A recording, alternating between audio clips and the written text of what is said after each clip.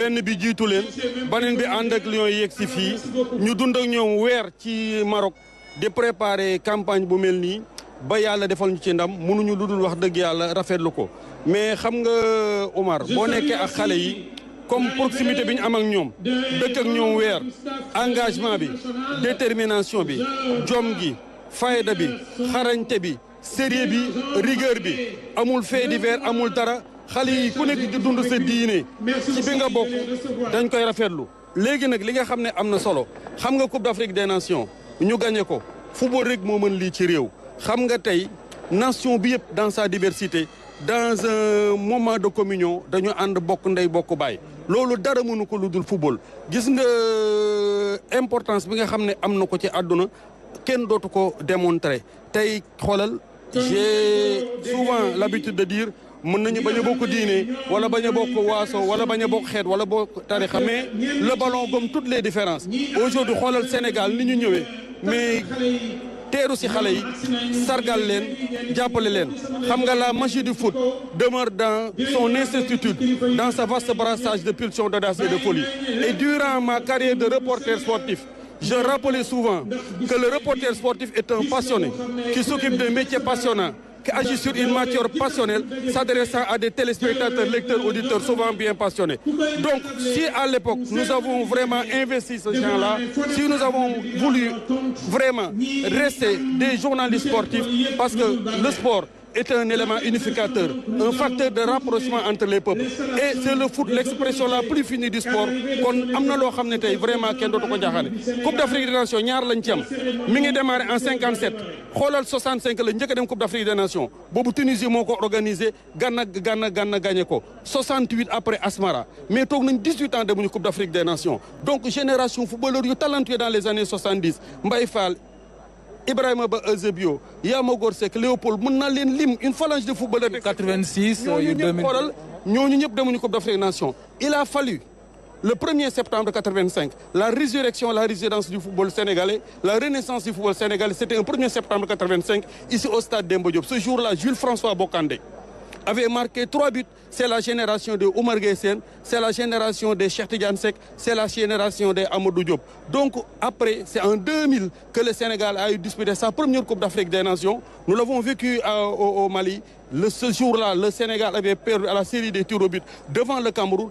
Et c'était l'autre génération de la renaissance du football, les El Hadji Diouf et Fadiga. Je me rappelle à cet instant, le reporter sportif, je disais que Khalilou Fadiga, c'est le gaucher magique. Et je disais que si El Hadji Diouf, le football est un art, El Hadji Diouf est un artiste. Mais cette génération-là qui gagne la Coupe d'Afrique en 2022 et qui regagne encore cette Coupe d'Afrique autour de Sadio Mané. Sadio Mané est un joueur sur le berceau duquel toutes les feuilles du football se sont penchées. Aujourd'hui, le monde nous envie cette génération de footballeurs, cette génération de footballeurs de classe exceptionnelle. Nous sommes aujourd'hui détenteurs d'un deuxième cercle, du deuxième étoile. Et je disais à l'époque, je demande à ce que le président de la République, Bassirou Diomaye Faye, qui va être aujourd'hui fier aussi de ces lions, de faire ce que, à l'époque, Osei Kofi et le rédempteur Kwame Nkrumah, c'était en 1965. Il avait dit à Osei Kofi, c'était notre Sadio Mané, il lui avait dit, dans l'intimité d'un état émouvant, rapporte-moi cette coupe au Ghana.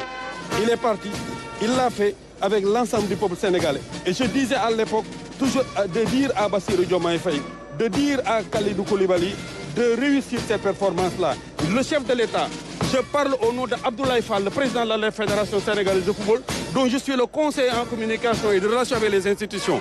Bis Bounek, Omar, le président de la République a appelé le président de la Fédération, a appelé l'entraîneur Tapio, appelé le capitaine Kalidou Koulibaly. Et on était très fiers. Et El Hadji Diouf là, que le public découvre, est une légende du football mondial. Fadiga est une légende du football mondial. Et je le dis au-delà maintenant de cette célébration, de cette consécration, union sacrée autour de Pape Thiaw.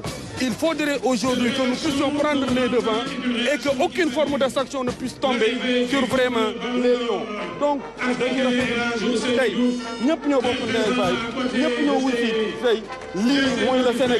le Sénégal aujourd'hui doit vivre une ère de réconciliation. Et c'est par le sport que nous pouvons régler toutes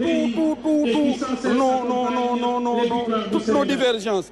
Parce que le ballon, gomme toutes les formes de différence. Quand je suis fier d'être sénégalais, vous êtes fiers d'être sénégalais, nous sommes fiers d'être sénégalais. C'est un grand peuple, une grande nation. C'est un pays qui a une histoire, c'est pas n'importe quel pays. Et aujourd'hui, Union sacrée autour des Lions, Tchakaou Tchakanam, c'est un sacre extrêmement bien mérité. Et c'est le reporter sportif qui est revenu ses anciennes amours. Nous sommes fiers d'être des Sénégalais. Absolument. Merci beaucoup, grand frère Abdoulaye Fofana Seck. Nekk koo xamante ni ku xam football la Aboubacry ah.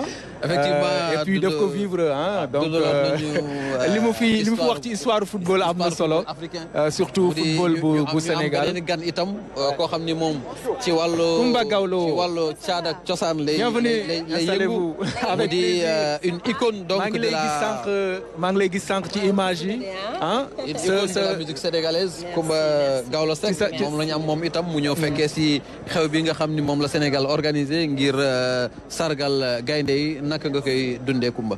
waaw maa ngi leen di nuyu yéen ñëpp di leen sant ni ñu ko dundee rek mooy ni ko sénégalais yëpp dundee ni ko africain yëpp dundee ndax defe naa ne les lions de la Teranga moom bu ñu wuyoo seen tur rek dañoo yuuxu ni gaynde sargal nañ ñu siggal nañ ñu ndamal nañ ñu yëkkati nañu drapeau Sénégal ci Afrique ak ci àdduna kon ñoom gàcce ngalaama rek lan leen di mun a wax tey jii ku feebar sax da ngay soox ñëw ndax les lions de la Teranga. way ngeen ba sonn de ah. mais loolooy suñu cër ndax ñun xam nga ñun moom way mooy suñu cër te laata lions yi di dem ci jongante bi yàgg na depuis 2000. voilà depuis 2000 ñuy way gaynde yi kon tey bu gaynde yi defee lii amaat ñaareelu étoile loolu defe naa ne ndamu Sénégal la te ñun waykat yi dañuy gën a siggi gën a kontaan te buñ ñu waxee ñu wéy di way ba fajar sax dañ koy def ndax tey boo génnee ci dëkk bi génn ci mbedd mi gis xale yi ndeysaan ni ñu dawee nga gis ñu jóge ba Kër Massar daw ñëw ba fii ci palais de la République ak ci corniche bi loolu mooy wane ni Sénégal vraiment réew mu neex la réewu teranga la réewu jàmm la te lii la ñu soxla ci Sénégal ce sont de grands moments de joie de communion de fête de partage et de solidarité. Kumba gis nañ ne yëkkati drapeau Sénégal ci kaw dafa nekk lu am solo ci ki nga xamante ni moom moo koy dund. yow xam nañ ne disque d'or nga yóbbu nga musique du Sénégal foo xamante ni daanaka fu sore la émotion yooyu lan lay def ci nit ki. waaw émotion yooyu dafa nekk des émotions indescriptibles maanaam ay émotion la yoo xamante ni nii kenn mënu koo décrire ndax dafay weesu dafay jéggi dayoo ndax léeg-léeg nga jooy léeg-léeg nga ree léeg-léeg sa xol tooy léeg-léeg sa xol neex vraiment ay moment yu fort la ci culture moment yu fort la ci doomu aadama moment yu rëy la ci aw askan ak ab peuple moment la yoo xam ne nañuy ñaan toujours di ko dund ndax tey xam nga boo dee xool Sénégal mi ngi fépp ci àdduna ndax tey ñëpp ñu ngi seetaan RTS mais ñu ngi seetaan les médias internationaux un peu partout grâce au sport te lii mooy li nga xamante ni nii sport loolu mooy wane dooleem culture loolu mooy wane dooleem ak aada ak cosaan defe naa ni lii ñu dajale fii tey ñun ñëpp dajale àdduna ba Sénégal ñëpp tey seen drapeau bi gën a kawe ci kaw defe naa ni sport rek moo am doole bi ak musique ak culture kon vraiment ñu ngi naan suñu gaynde yi gàcce ngalaama gàcce ngalaama gàcce ngalaama te yal na Sénégal wéy di am bés yu mel nii ndax bés yu mel nii nekk na yoo xam ne dina neex lool ci suñu xol. Amin merci beaucoup Kumba. merci nag di wéy vraiment di ci jaar di féliciter le chef de l'État son excellence le président de la République Bassirou Diomaye Faye le premier ministre Ousmane Sonko et tous les membres du gouvernement di féliciter aussi madame le ministre du sport ndax lii ndamu jigéen ñi la aussi voilà c'est la première femme bi nga xamante ni nii mi ngi ci magistère am la lii am kon lii ndamu jigéen la aussi te ñun jigéen ñi dañ ci am fierté di wax waa Sénégal nañu continuer di wéy di def communion di dundu di àndandoo di bëggante ndax loolu mooy li nga xam ni mooy dooleel Sénégal jërëjëf RTS ci liggéey bu rafet bi tamit. Merci beaucoup Kumba, ça a été un plaisir de vous accueillir sur ce plateau pour donc nga joxe say impressions jërëjëf. merci kontaan nañ trop yow tamit ku yëkkati raaya Sénégal nga ndax maa ngi koy wax léegi yóbbu nga musique Sénégal foo xamante ni foo am solo la jërëjëf Kumba. Aboubacry donc il faut juste rappeler que. Merci. Actuellement Aboubacry il faut juste rappeler que actuellement Lions yi ñu ngi ci biir palais de la République xam nga nag dañu def chemin bu am solo boo xamante ni dafa gudd depuis suba ba léegi ñu ngi ci yoon bi donc certainement ils sont en train de se rafraîchir un peu en attendant d'arriver ici à la tribune pour donc nous permettre de commencer et cette cérémonie. Nous sommes avec Khoureychi Thiam, l'administrateur du FAISE. Khoureychi, yow sportif nga, basketteur nga, effectivement tey yow tamit certainement am nga ay émotions yu am solo yoo xamante ni di nga ko sentir en tant que sportif d'abord. Effectivement ñuy wax julli ci Yonent bi ba pare di sant yàlla bu baax a baax lii ndam la. Mais ndamu Sénégal ndam la ndamu Afrique la. Le sport a montré encore une fois que c'est une valeur sûre pour le développement.